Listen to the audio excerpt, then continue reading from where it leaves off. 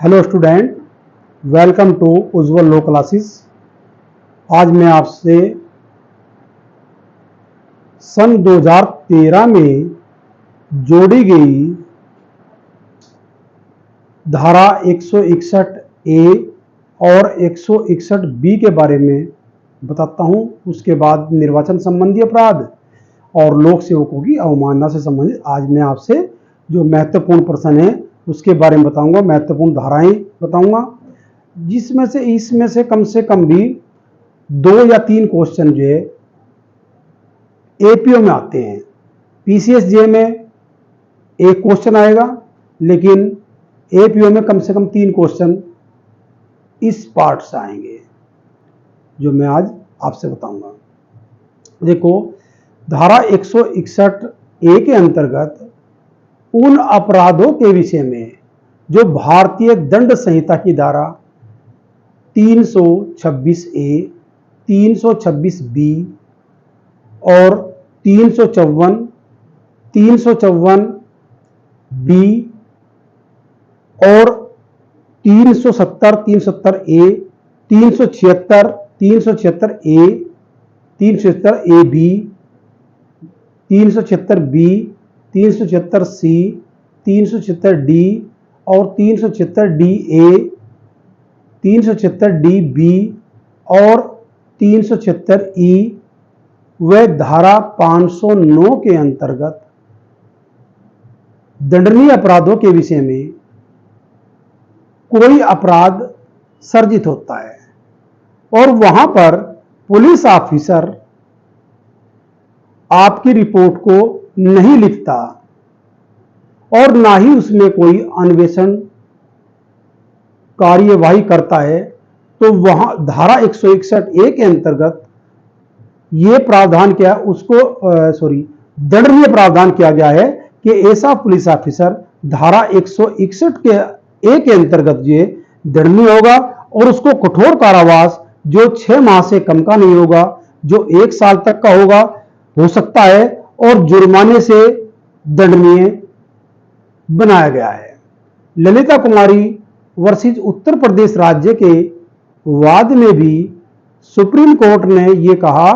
कि इन मामलों में एफआईआर पंजीकृत करना पुलिस अधिकारी का कर्तव्य है, वह उसको लेखबद्ध करे और उसके बाद अगर जांच में यह पाया जाता है, इन्वेस्टिगेशन या जांच में यह पाया जाता है कि मामला नहीं बन रहा तो ना गिरफ्तार करो, लेकिन इन मामलों में रिपोर्ट पंजीकृत करना उसका विधिक दायित्व है। पहले क्या होता है, 2013 से पहले जो निर्भया केस था उससे पहले ये था कि क्या नाम रिपोर्ट दर्ज करते थे,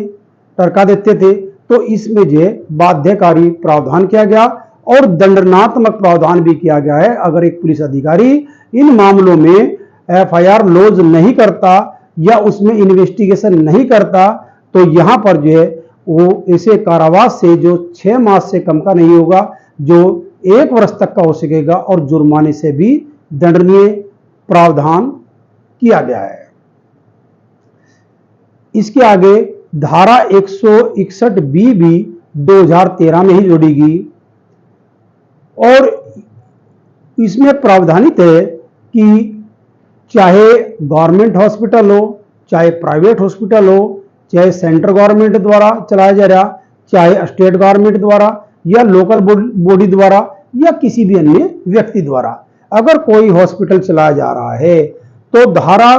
326 A, 326 B, 376 A B, B C, D D A, D B और ई के अंतर्गत आने वाले अपराधों में पुलिस चिकित्सक की यह ड्यूटी है कि उनकी चिकित्सा करे इसी महिलाओं की और उसकी सूचना जो है पुलिस ऑफिसर को दे। यह बाध्यता जो की गई है, यानी कि सेक्शन 161 बी के अंतर्गत दंड प्रक्रिया संहिता की धारा 357 सी के अंतर्गत जो रिक्वायरमेंट है उसकी प्रतिपूर्ति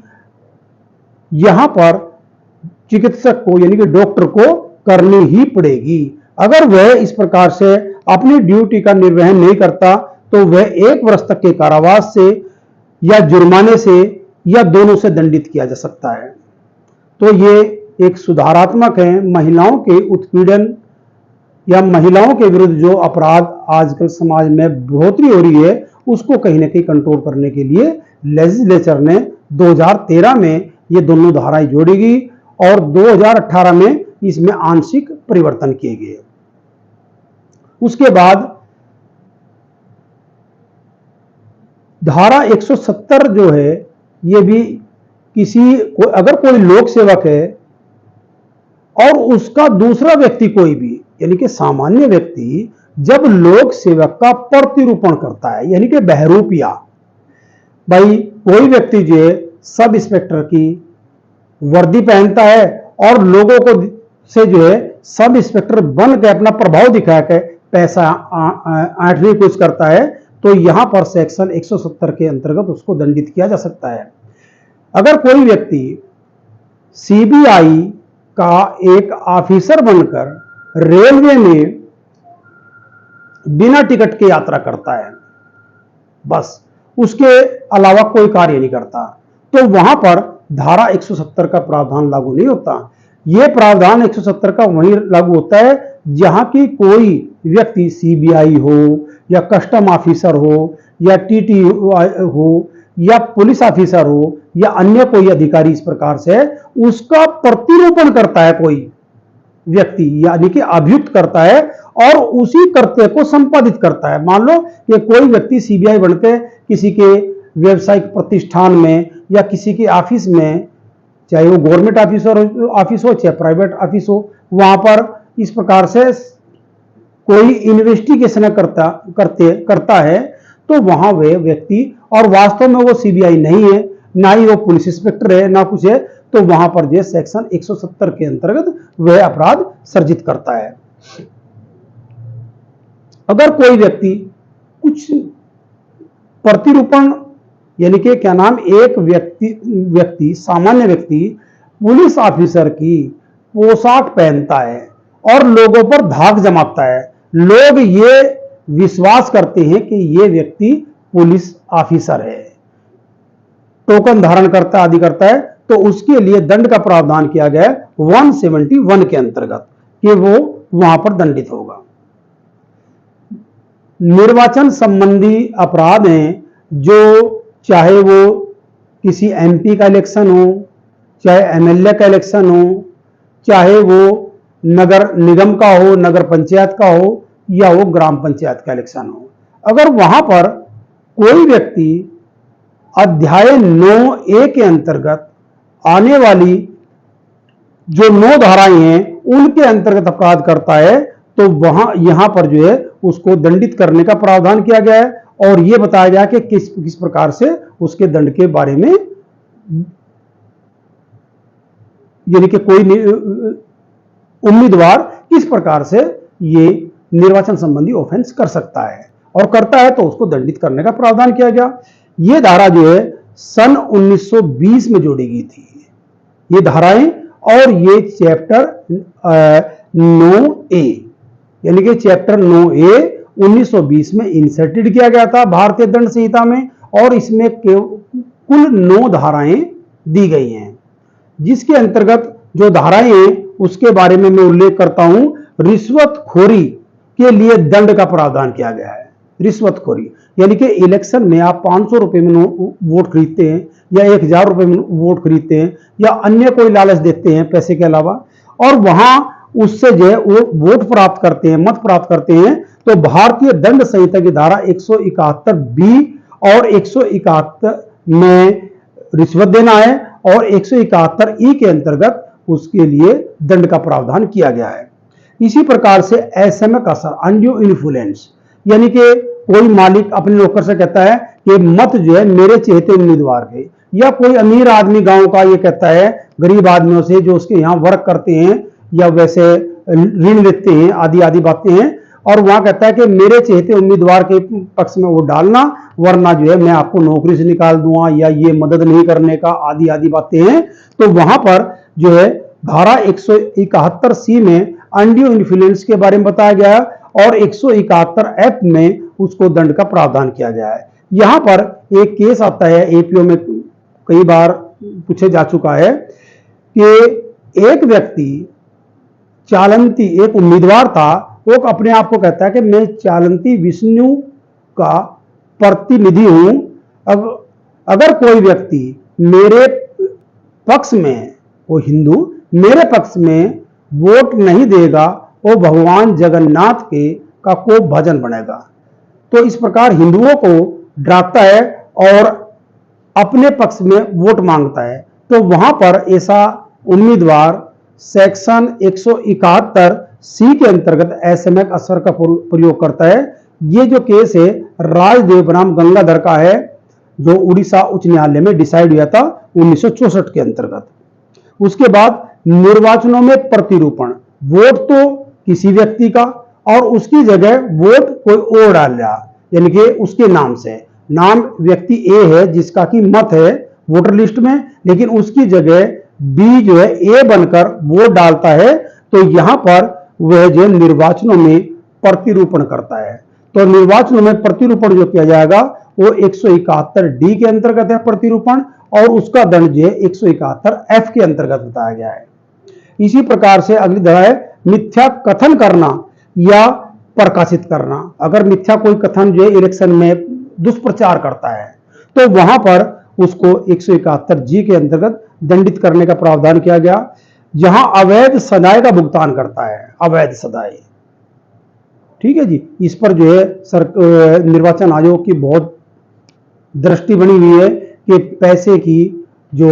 ब्लैक मनी है वो इलेक्शन में जो नहीं लगनी चाहिए, क्योंकि लोग खरीदते हैं, वोट वगैरह करते हैं, तो अवैध सदाई पर रोक लगाई गई है सेक्शन 171H के अंतर्गत।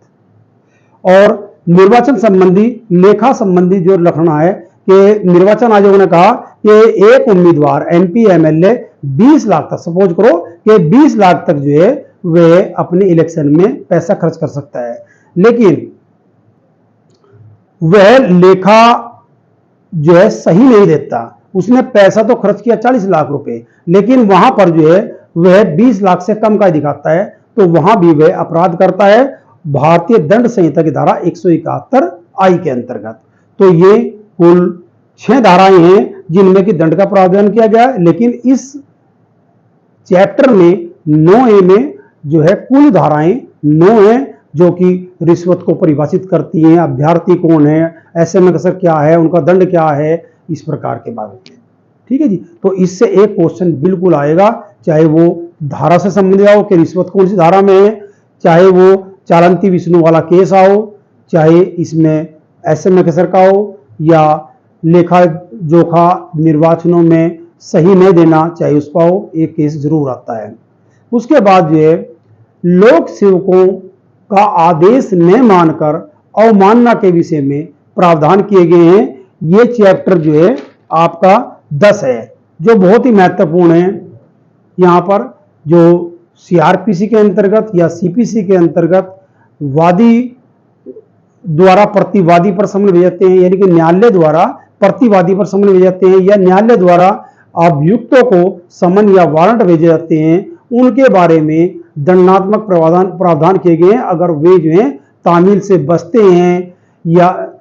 तामील ले ली लेकिन नहीं आते, दस्तावेज प्रस्तुत करना नहीं आए, उद्घोषणा जारी कर दी लेकिन उसका नहीं आए, तो झूठी सूचना दे दी, या जो व्यक्ति जो है यहां सूचना देने के लिए वैध रूप से आबद्ध है वो जानबूझकर झूठी सूचना देता है, या लोक सेवकों की सहायता नहीं करता, आदि आदि जो है इस प्रकार से इस चैप्टर में बताए गए हैं। इस चैप्टर से भी एपीओ के अंतर्गत ये एक सवाल जरूर आता है, पीसीएसजे में भी कभी कभी पूछ लिया जाता है। तो पहला है धारा 172। तो यहां 172 के अंदर समन की तामील या अन्य कार्रवाई से बचने के लिए फरार होना, यानी कि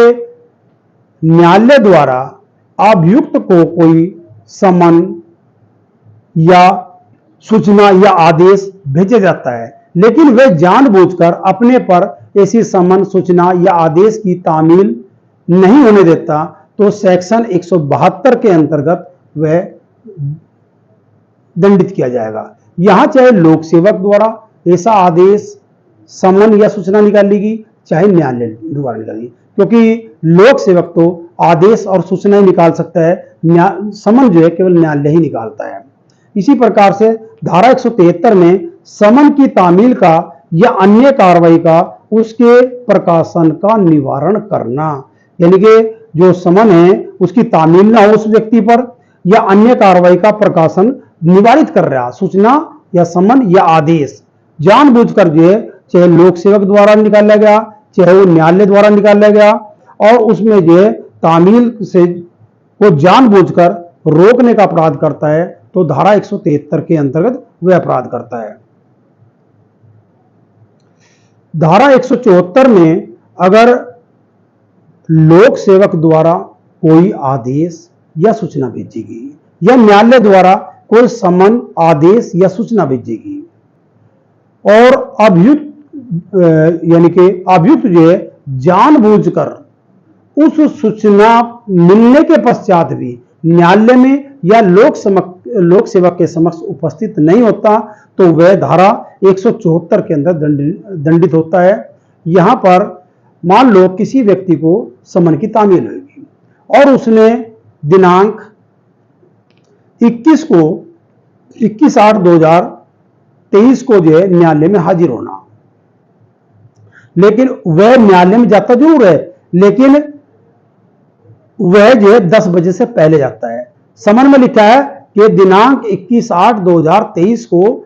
समय 10 बजे न्यायालय फला फला में उपस्थित हो, लेकिन वह जो है 10 बजे से पहले जाता है और 10 बजने से पूर्व ही वह न्यायालय से वापस आ जाता है, या वह 4 बजे जाता है और 4 बजे जाता है जबकि न्यायालय उठ चुका है, तो यहां भी यह माना जाएगा कि उसने जो धारा 174 के अनुबंधों का या प्रावधान का पालन नहीं किया है, इसीलिए वह धारा 174 के अंतर्गत दंडित किया जाएगा। धारा 174 ए के अंतर्गत जो है अगर सेक्शन 82 सीआरपीसी के अंतर्गत उद्घोषणा जारी कर देगी न्यायालय मजिस्ट्रेट द्वारा, और मजिस्ट्रेट की वहां उद्घोषणा जो 30 दिन की होती है उसका अनुपालन अभियुक्त नहीं करता, तो धारा 174 ए के अंतर्गत वह दोषी होगा और उसको दंडित किया जाएगा, क्योंकि उसने जो उद्घोषणा के अंतर्गत जो उद्घोषणा जारी की गई उसमें वो जानबूझकर न्यायालय के समक्ष आने में गैरहाजिर रहा। इसी प्रकार से धारा 175 है, अगर न्यायालय ने या लोक सेवक ने कोई दस्तावेज या इलेक्ट्रॉनिक अभिलेख मंगाने के लिए किसी व्यक्ति को आदेशित किया, लेकिन वह जो उस आदेश का अनुपालन नहीं करता और जानबूझकर जो है उन दस्तावेजों को या इलेक्ट्रॉनिक अभिलेख को न्यायालय में या लोक सेवक के समक्ष प्रस्तुत नहीं करता, तो वह जो है धारा 175 के अंतर्गत दोषी माना जाएगा। जैसे धारा 91 सीआरपीसी है, उसमें जो है पुलिस अधिकारी कोई आदेश देता है या न्यायालय कोई समन जारी करता है कि जिस व्यक्ति के पास ऐसे दस्तावेज हैं वो या इलेक्ट्रॉनिक अभिलेख हैं वो न्यायालय में या पुलिस ऑफिसर के समक्ष जैसी भी स्थिति हो प्रस्तुत करे, लेकिन वो प्रस्तुत नहीं करता, तो वो धारा 175 के अंतर्गत दंडित किया जाएगा। धारा 176 के अंतर्गत ये अगर कोई व्यक्ति धारा 176 के अंतर्गत वैध रूप से सूचना देने के लिए, अपराध संबंधी सूचना देने के लिए वैध रूप से आबद्ध है, यानी कि बाध्य है, और वह जो इस प्रकार से न्यायालय के समक्ष या मजिस्ट्रेट से या पुलिस अधिकारी से कोई सूचना इस प्रकार से प्रदान नहीं करता, खासकर मजिस्ट्रेट या पुलिस अधिकारी से कोई सूचना प्रदान नहीं करता, जैसे कि धारा 40 सीआरपीसी के अंतर्गत उपबंधित किया गया है कि वैध रूप से वह व्यक्ति जो इस कार्य के लिए नियोजित है या उसकी बाध्यता है उसकी सूचना देना, तो वो नहीं देता, तो धारा 176 के अंदर वह व्यक्ति दंडित किया जाता है। जैसे कि भूस्वामी है, अगर उसकी जमीन पर, उसकी क्या नाम लैंड पर कोई ऑफेंस हुआ है तो भूस्वामी को सूचना देनी चाहिए, या किसी गांव में जो चौकीदार अपॉइंट किया गया है नियुक्त किया गया है कि वह जो अपराधों की सूचना पुलिस ऑफिसर को दे या मजिस्ट्रेट को दे, लेकिन वह वो सूचना जो है नहीं देता, तो यहां पर धारा 176 के अंतर्गत वह दंडित किया जाएगा। धारा 177 में मिथ्या इत्तला देना है, ये फॉल्स नोटिस। अगर कोई व्यक्ति जानबूझकर सत्य बात को छिपाते हुए झूठी बात की सूचना देता है तो धारा 177 के अंतर्गत वह दंडित किया जाएगा। जैसे कि एक भूस्वामी के खेत पर किसी अभियुक्त ने किसी व्यक्ति को गोली मारकर हत्या कर दी। जब हत्या कर दी, भूस्वामी को इसका ज्ञान था, लेकिन भूस्वामी ने जानबूझकर हत्या की बात को छिपाते वहां यह कहा कि इस व्यक्ति की मृत्यु जो है सांप के काटने से हुई है, तो वहां अभियुक्त जो है यानी कि भूस्वामी धारा 177 के अंतर्गत मिथ्या सूचना देने का दोषी होगा और उसको जो 177 के अंतर्गत दंडित किया जाएगा। किसी गांव में कोई चौकीदार है और उसका कर्तव्य है मजिस्ट्रेट या पुलिस अधिकारी को उस गांव में जो गिरोह आते हैं या डकैत आते हैं या लूटमारी के कार्य करने वाले लोग अभियुक्त आते हैं, तो उनकी सूचना जो है पुलिस अधिकारी को दे। लेकिन वह जो है अगर पुलिस अधिकारी किसी डकैतों की टोली को या लूटमारों की टोली को या किसी गैंग का पीछा कर रही और चौकीदार जानबूझकर उनको गलत दिशा बताता है, जिस दिशा में वे लुटेरे गए या डकैत गए उस दिशा से विपरीत दिशा बताता है कि फला गांव में गए, तो वहां भी वह चौकीदार जो अपने कर्तव्य का निर्वहन नहीं करता और जानबूझकर झूठी सूचना पुलिस अधिकारी को देता है या पुलिस पार्टी को देता है, तो 177 के अंतर्गत वह दंडित किया जाएगा। 179 में यह है कि अगर कोई व्यक्ति प्रश्नों का उत्तर देने के लिए बाध्य है, मान लो पुलिस अधिकारी है, सेक्शन 161 सीआरपीसी के अंदर किसी व्यक्ति से कोई प्रश्न करता है, चाहे अभियुक्त हो चाहे कोई भी हो, प्रश्न करता है और प्रश्न में उससे उत्तर प्राप्त करना चाहता है, ये नहीं कि कन्फेशन कराना चाहिए, कन्फेशन क्योंकि यहां नहीं होगी, या किसी चीज को जानबूझकर उसको मारपीट के कराना चाहिए, ऐसा नहीं। एक अपराध से संबंधित कोई सूचना जो है ये प्रश्न करता है उससे और प्रश्न का वह उत्तर चाहता है, तो वहां प्रश्न का उत्तर देने के लिए वह व्यक्ति आबद्ध है। अगर वह व्यक्ति इस प्रकार से मिथ्या उत्तर देता है या उत्तर देता ही नहीं, तो वहां 179 के अंतर्गत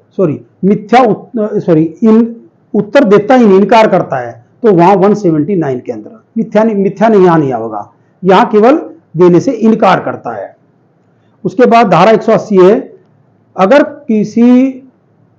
व्यक्ति ने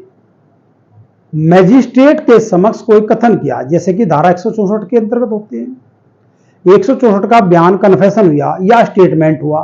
और वहां पर जो है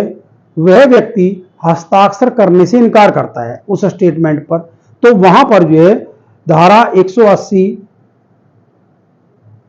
के अंतर्गत वह व्यक्ति दोषी माना जाएगा, चाहे वो सेक्शन 164 के अंतर्गत हो या धारा 281 के सब क्लास 5 के अंतर्गत। जब उससे प्रश्न किए गए और प्रश्न में उसको उत्तर दिए और अपने जो है हस्ताक्षर करने से इनकार करता है, तो यहां 180 के अंतर्गत वह दोषी होगा। धारा 182 यानी कि जब कोई व्यक्ति लोक सेवक को मिथ्या इत्तला देता है, झूठी सूचना देता है और इन्वेस्टिगेशन के पश्चात या जांच के पश्चात यह पाया जाता है कि इस व्यक्ति ने दूसरे व्यक्ति को बदनाम करने के आशय से या उसको जो है इस प्रकार से झूठे रूप से फंसाने के लिए यह मिथ्या इत्तला झूठी सूचना जो है यहां लोक सेवक को दी है, तो उसके विरुद्ध ये सेक्शन 182 की कार्रवाई होती है। अगर सेक्शन 186 है, जो लोक सेवक के विधिपूर्ण कार्य करने में विघ्न उत्पन्न करता है, तो उसको दंडित करने का प्रावधान किया गया है। यहां लोक सेवक किसी कार्य को करने के लिए, चाहे वो इन्वेस्टिगेशन करने के लिए गया या इस प्रकार से किसी व्यक्ति को कब्जा दिलाने के लिए गया, वहां पर लोक सेवक के प्रति जो हिंसा का प्रयोग करता है। यहां हिंसा नेसेसरी है, हिंसा करेगा तब 186 लगेगी, अगर हिंसा नहीं की तो 186 नहीं लगेगी। यहां पर मान लो एक कोर्ट का अमीन कोर्ट द्वारा आदेशित किए जाने पर डिग्री होल्डर के पक्ष में संपत्ति का कब्जा दिलाता है जजमेंट डेटर से, और वहां पर जजमेंट डेटर जो है उस अमीन महोदय पर हिंसा का प्रयोग करता है, उसके साथ जो है मारपीट करता है, तो वह जो है जजमेंट डेटर धारा 186 के अंतर्गत दंडित किया जाएगा। देखो धारा 187 है 187, इसमें जो है यह बताया गया है कि जनता का लोक सेवकों और मजिस्ट्रेट की सहायता करने का कर्तव्य है कि वे जो है जनता, जहां भी लोक सेवक या मजिस्ट्रेट जनता से सहायता मांगे किसी अपराध को निवारित करने के लिए, और वहां पर जनता इस प्रकार से लोक पुलिस या मजिस्ट्रेट की कोई सहायता नहीं करती जानबूझकर, तो वहां 187 के अंतर्गत ऐसे लोगों को या जनता को के लोगों जो जिससे आदेशित किया था उसको दंडित करने का प्रावधान किया गया है। 188 के अंतर्गत, सेक्शन 188 के अंतर्गत, अगर लोक सेवक द्वारा या मजिस्ट्रेट द्वारा या न्यायालय द्वारा कोई संपत्ति को अटैच करने का आदेश दिया गया और वह आदेश वो अटैच कर ली गई प्रॉपर्टी, और उसके बाद अभियुक्त वहां पर जो है उस आदेश की अवज्ञा करता है, तो 188 के अंतर्गत जो है वह दोषी माना जाएगा। यानी कि लोक सेवक के द्वारा उचित रूप से जारी आदेश, उचित रूप से, यानी कि ये नहीं कि नाजायज आदेश हो, एक वैध आदेश होना चाहिए, और वैध आदेश की अगर कोई व्यक्ति अवज्ञा करता है तो वह जो है 188 के अंतर्गत दंडित किया जाएगा। जैसे कि दंड प्रक्रिया संहिता की धारा 145 के अंतर्गत कार्यपालक मजिस्ट्रेट ने किसी संपत्ति को कुर्क करने का आदेश दे दिया। फसल है कोई अचल संपत्ति पर, कोई फसल है गेहूं की, धान की, गन्ने की आदि की फसल है, उसको अटैच करने का आदेश दिया, कुर्क करने का आदेश दे दिया, और वहां पर अभियुक्त जो है जानबूझकर फसल को काटता है, तो वहां पर अभियुक्त ने 188 के अंदर ऑफेंस किया है। तो आज जो है ये ऐसे सेक्शन थे जो कि प्री एग्जाम में आने वाले हैं और बहुत ही महत्वपूर्ण है, जिनके बारे में जो है इस प्रकार से मैंने बताया, और कल को इससे बाद 191 से हम जो है अगले वीडियो जारी करेंगे।